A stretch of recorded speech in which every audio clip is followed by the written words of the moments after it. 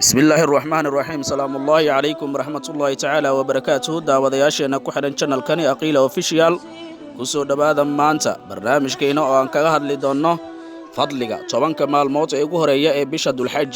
ka hor inta barnaamijka gudagalin subscribe saara si ay dhiirigelin inagu noqoto khayrkan uu faafo bisha dulxaj waxay ka mid tahay bilaa xurmada leh waxayna la gaar tahay inay xambaarsan tahay maalmo gaar ah iyo amalo waaweyn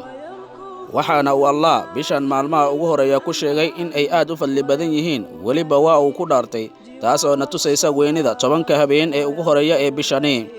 Allah wuxuu ku dhaartay tobanka maalmood wuxuuna yiri wal fajr wa layaalin ash ibn Abbas wuxuu yiri waa tobanka maalmood ee dulxajja wuxuu yiri nabigeena Muhammad sallallahu alayhi wasallam maalmo ma jiraan acmaasha uu Ilaahay ka jecel yahay tobanka maalmood ee dulxajja hadaba ruuxa muslimka waa inuu ka faa'iideystaa maalmahan ugu horeeya ee bisha dulxaj oo uu sameeyaa acmaal wanaagsan gaar ahaan acmaasha fadliga badan iyadoo salaadaha waajibka ah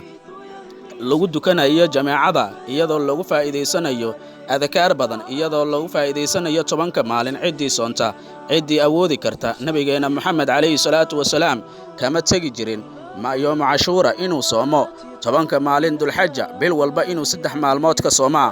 إن شاء الله تعالى خياري وحن رجينا إن برنامج كان أتكفى إذا صدقتان